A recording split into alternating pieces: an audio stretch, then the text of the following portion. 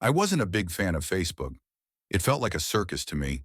Everyone putting on a show for the world, a constant barrage of vacation photos, family updates, and passive-aggressive political rants. But Laura, my wife, loved it. She'd been on it since college, sharing her thoughts, reconnecting with old friends, and following every pet page known to humankind. It didn't bother me. We had our own dynamic. I had my hobbies. She had hers. And as long as we kept things balanced, I figured that was all that mattered. One evening, about a month ago, I came home from work to find her sitting on the couch with her phone in hand, her fingers moving quickly over the screen. I dropped my jacket on the chair and collapsed onto the couch next to her. "Hey, babe, how was your day?" I asked, leaning over to kiss her cheek. "Good, just busy," she answered without looking up from the screen. "Oh, and I reconnected with someone from high school today. Remember Eric? The guy I dated before we met?" I nodded, trying to place the name. I knew of Eric. She'd mentioned him a few times, back when we first started dating. He was one of those early loves that ended on amicable terms. Nothing major, no deep emotional scars, just a part of her past. "Eric, huh? That's cool. How's he doing?" I said, trying to sound casual. She smiled, her eyes lighting up in that way that told me she was excited to talk about it. "He's doing well. We've been chatting a lot lately, just catching up. It's nice to reconnect with someone from so long ago." I tried not to let the small, sharp tug of jealousy get to me. She had every right to talk to an old friend. People do it all the time, and I had no reason to be suspicious. But still, something about the way she said it stuck with me. There was a hint of something else there, something unspoken, but I brushed it off. "It's good that you're keeping in touch. I mean, it's been, what, almost 15 years?" "Yeah, time flies," she replied, her voice warm but distant. She looked up from the screen for a moment, as though she was aware I was studying her a little too closely. "It's funny, you know. He was always a good guy. We lost touch after college, but it feels nice to reconnect." I nodded again, but inside I couldn't shake a lingering feeling that something was off. It wasn't anything Laura had done exactly. It was more a hunch, an instinct. I couldn't articulate it, but there was a sense of distance between us that hadn't been there before. The next few days were pretty much the same. Laura would mention Eric here and there, mostly in passing. She'd smile at her phone when his name popped up in the text thread, a gentle laugh escaping her when she showed me something funny he'd said. It all seemed innocent enough, but I couldn't stop feeling like there was more to the story than she was letting on. I had a weird way of sensing these things. My gut wasn't often wrong. Still, I chalked it up to my own insecurities. Maybe I was just being paranoid. After all, we'd been married for 4 years. We were solid, we trusted each other. But then came the change in her behavior. It started small, slightly longer responses to Eric's texts, more frequent phone checks when she thought I wasn't looking. She started spending more time on her phone during dinner, sometimes glancing up at me with that familiar smile, but it didn't quite reach her eyes anymore. I tried not to overthink it. Maybe it was just a phase. Maybe she was just reconnecting with an old friend. But a part of me wasn't buying it. The real turning point came one Friday night. I'd just gotten home from work, exhausted from a long week, when Laura asked if I wanted to go out for dinner. I agreed, and we decided to grab a quick bite at the new Italian place down the street. I thought it would be a nice way to unwind. She was dressed casually, jeans, a light sweater, and her hair down in that messy but beautiful way she knew I liked. She looked good, as always, but I couldn't help but notice her demeanor had shifted slightly. She was more distracted than usual, constantly checking her phone, sending a quick text here and there. I felt a pang of frustration, but I pushed it aside. She was busy with work. We all have our distractions. At dinner, it was more of the same. She checked her phone between bites of pasta, barely paying attention when I was talking about my day. When the check arrived, she took a little longer than usual to get her wallet, and I saw her smile softly at something on her screen. I leaned forward. "Everything okay?" "Hmm. Oh yeah, just work stuff," she said quickly, but her eyes flicked back to the phone before she even finished the sentence. I watched her for a moment, wondering if I was just being paranoid. She wasn't doing anything wrong, right? She wasn't hiding anything, was she? But deep down, a seed of doubt had been planted. and I couldn't shake it. The days following that dinner, I couldn't get the nagging feeling out of my head. Laura's behavior had shifted just enough for me to notice. She wasn't hiding anything overtly, but the small details, her increased attention to her phone, the subtle shift in the way she smiled when she mentioned Eric, added up. It wasn't that I thought she was doing something drastic. No, it was something far more insidious, a slow, quiet drift. One evening, I came home a little earlier than usual from work. Laura was sitting at the kitchen table, phone in hand. She hadn't heard me come in, and I noticed she didn't even flinch when I called out her name. I watched her for a moment, her fingers typing something swiftly on the screen. She was absorbed in whatever conversation she was having, completely tuned out of the world around her. It wasn't until I walked over and kissed the top of her head that she looked up, startled.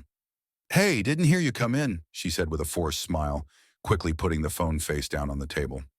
I raised an eyebrow but didn't comment. I'd learned a long time ago that outright confrontation didn't work in our marriage. It was more subtle, more about letting things unfold naturally. Still, there was something in the way she put the phone down that didn't sit well with me.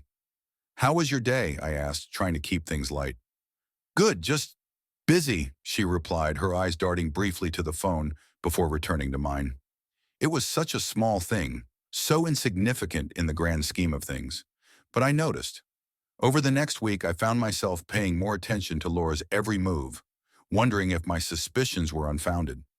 I wasn't the type of guy to monitor her every action, but I had to admit, this felt different. I tried to convince myself I was imagining things. People change, relationships evolve. Maybe she just needed some space, some time to reconnect with an old friend. After all, it wasn't like I had any concrete proof of anything wrong. But then came the night I found it. I had been sitting on the couch flipping through channels when I noticed her phone buzz on the coffee table. I wasn't planning to look at it, it wasn't my style, but something made me glance down, just for a second. The screen flashed with a message preview from Eric. "You looked amazing today. Can't wait to see you again soon." I froze. My heart sank into my stomach. I hadn't seen that kind of message before. It wasn't the usual, "Hey, how's it going?" or "Let's catch up soon" kind of thing. No, this felt personal, too personal. And "can't wait to see you again?" What did that mean? I quickly turned my gaze back to the TV, trying to steady my breath. Laura was still in the kitchen, putting together a salad, completely unaware of my growing anxiety. She hadn't seen that I'd glanced at the phone, but my mind was already spinning with questions I wasn't ready to ask yet. When she came back into the living room, I kept my voice casual. "Who's Eric texting you like that?" Laura sat down beside me, looking a bit flustered. She hesitated for a moment before replying, "Oh, he's been really nice lately. We've been talking more, that's all." Her voice was high-pitched, like she was trying to reassure me without actually saying anything of substance. But I wasn't convinced. I'd known her long enough to pick up on the subtle changes in her behavior, the shifts in tone, the slight hesitations. I needed answers, but I wasn't sure I was ready to confront her yet. I didn't want to seem paranoid, needy, or insecure. But the truth was, I wasn't feeling secure. I wasn't feeling like the guy she'd married. This stranger who kept texting her felt like an intrusion into our lives. And it hurt. That night, as we lay in bed, I couldn't sleep. I stared at the ceiling, listening to Laura's soft breathing beside me. Was I overreacting? Maybe.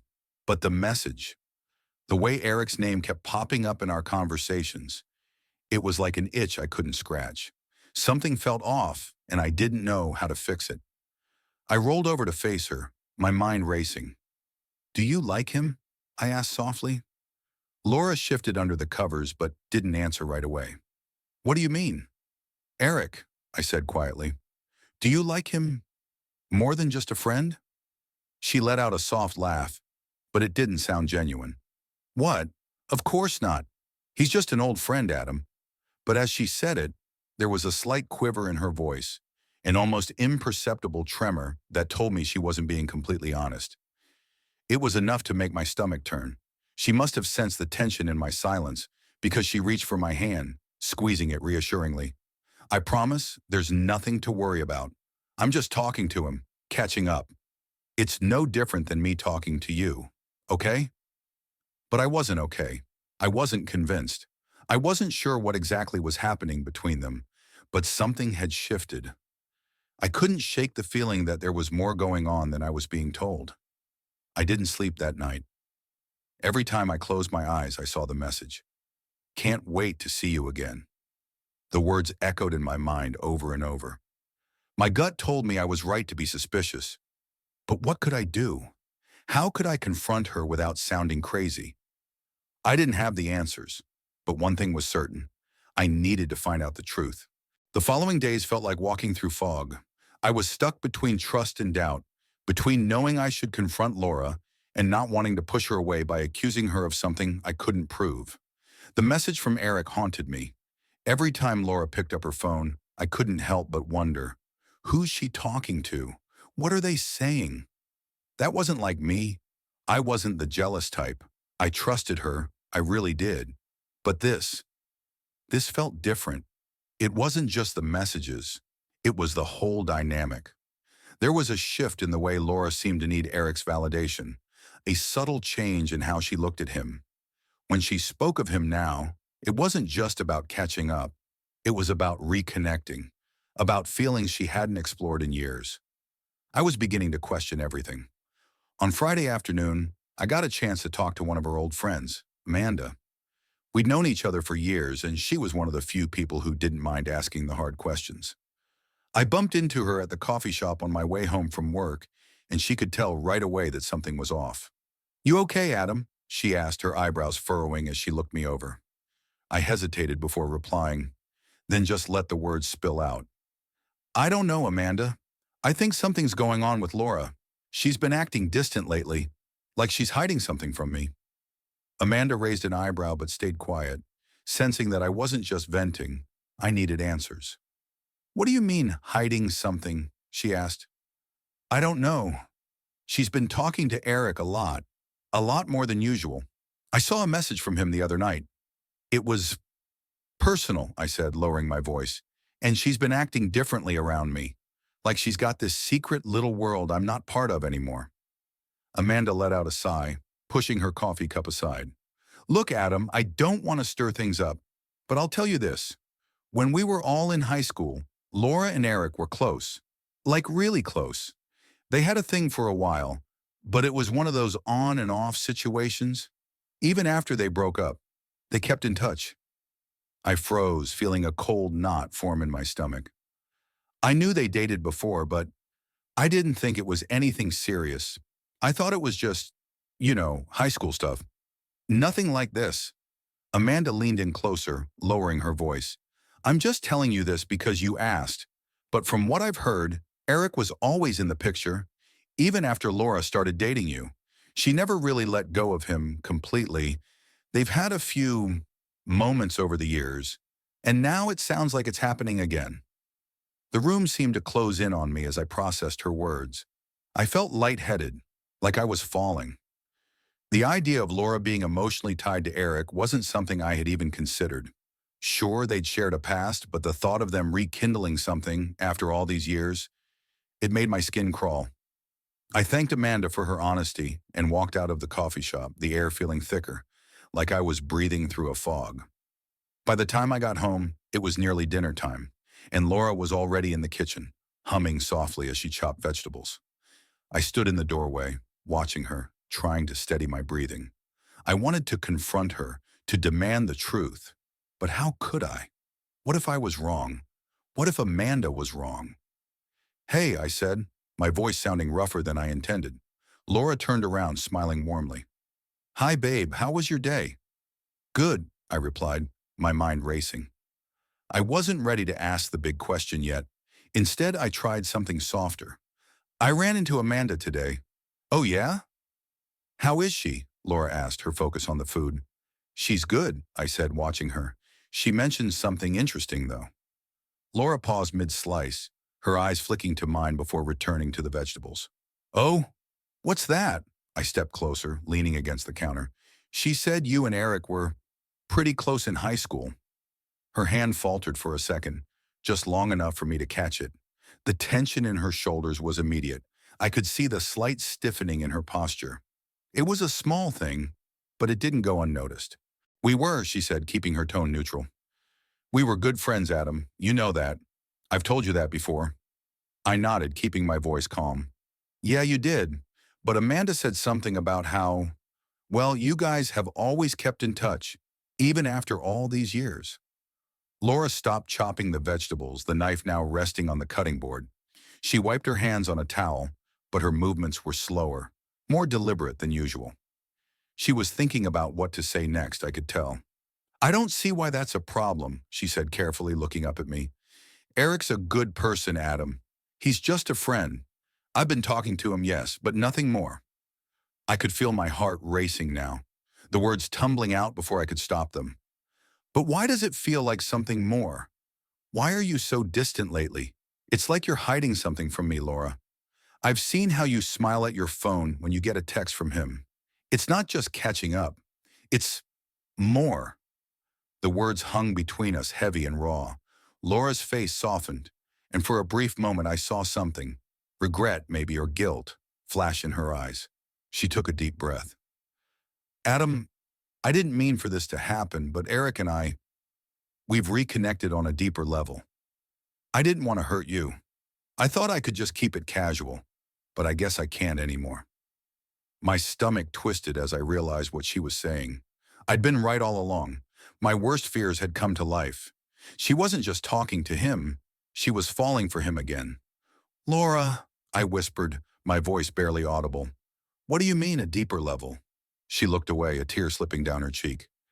"I'm sorry, Adam. I never meant for this to happen, but I can't lie to you anymore." I don't think I realized how much I had been holding back until the words spilled out of Laura's mouth. "I didn't mean for it to happen, Adam," she repeated, her voice strained, almost apologetic, but there was no way to soften what she had just confessed. No matter how many times she apologized, no matter how gently she tried to explain it, she had betrayed me. And now there was nothing left to say except the truth, even if it was one I didn't want to hear. I stood there, frozen, my chest tight.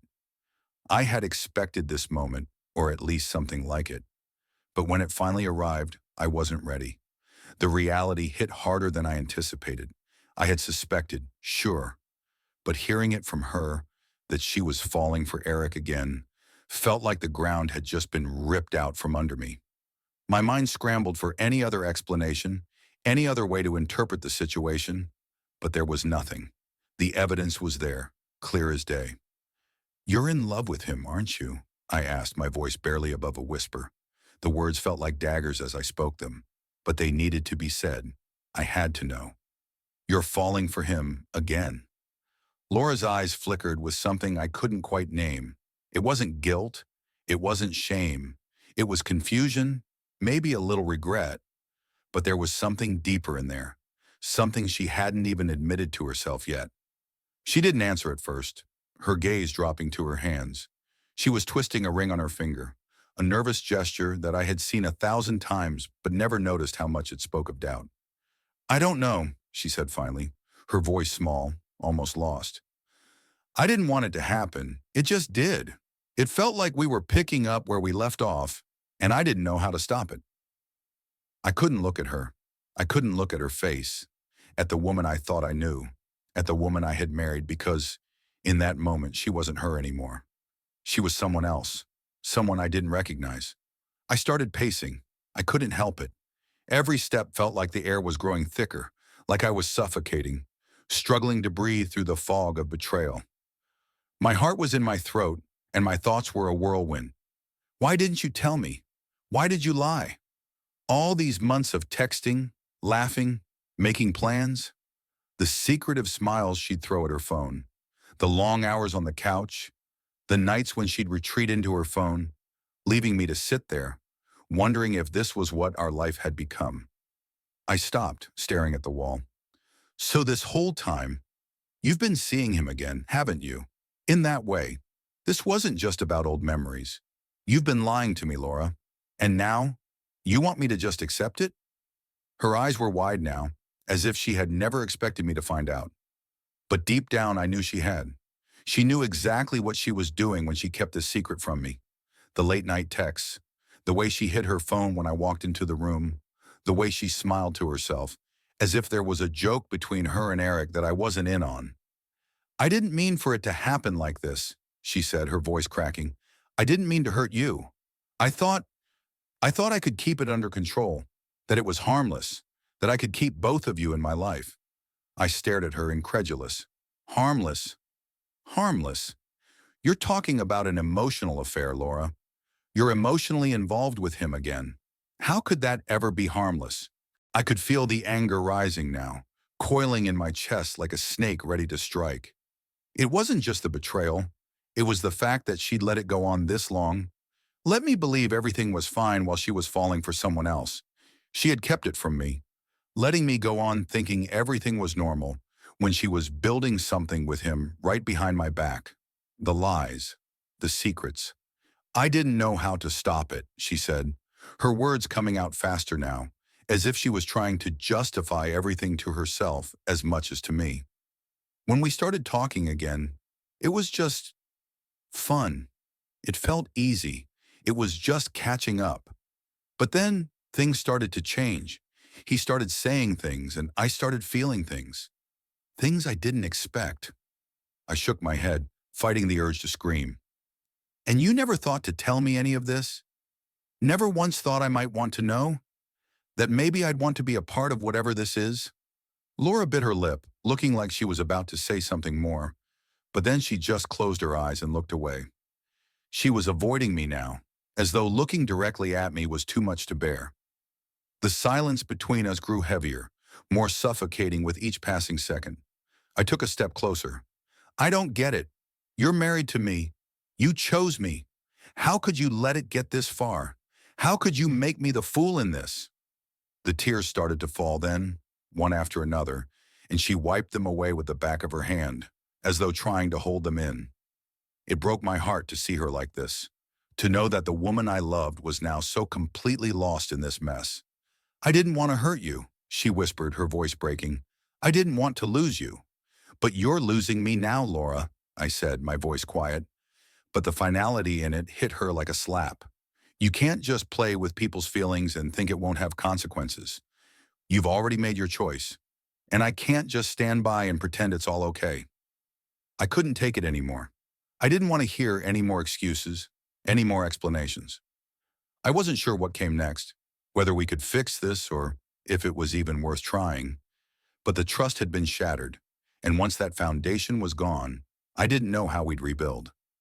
I turned away from her, my mind swirling in a storm of hurt and betrayal. "I need time, Laura," I said, my voice tight. I can't deal with this right now." And then, without another word, I walked out. The next few days felt like a blur, like I was walking through life underwater, struggling to breathe. I couldn't remember the last time I had slept properly.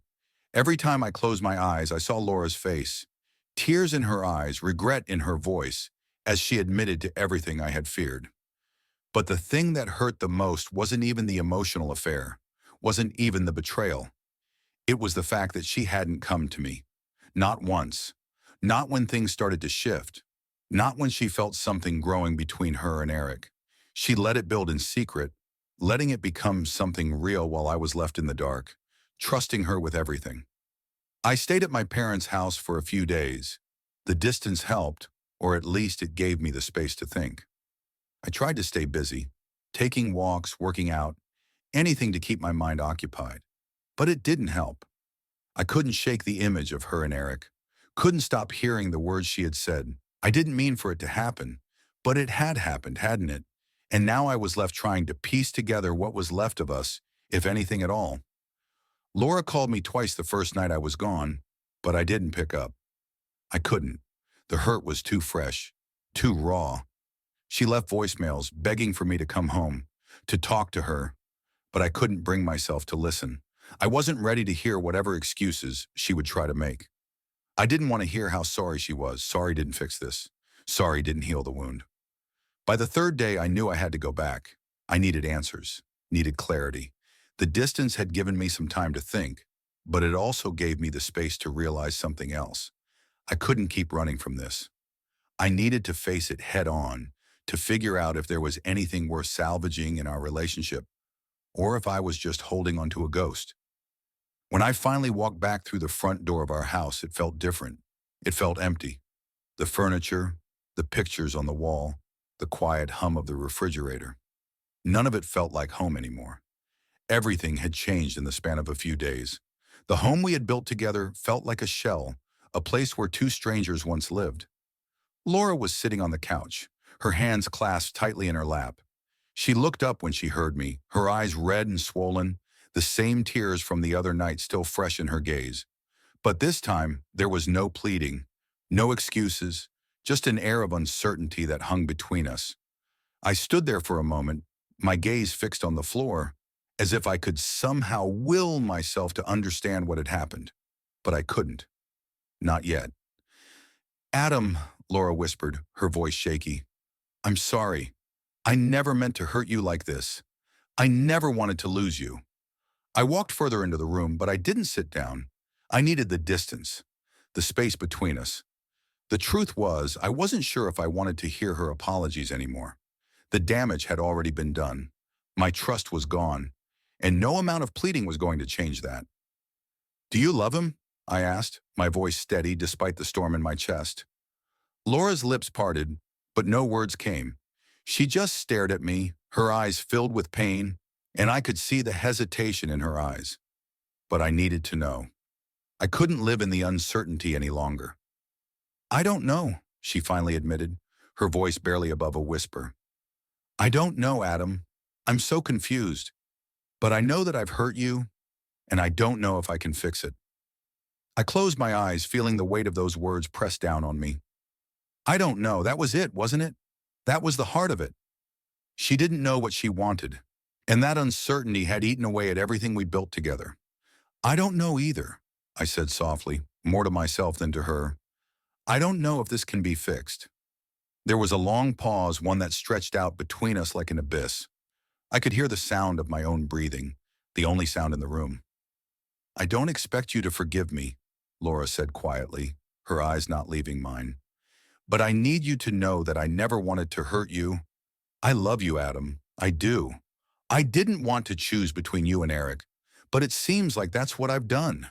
I felt a strange emptiness when she said that, like the last bit of hope I had been holding on to slipped away. She loves me, but she's already chosen him.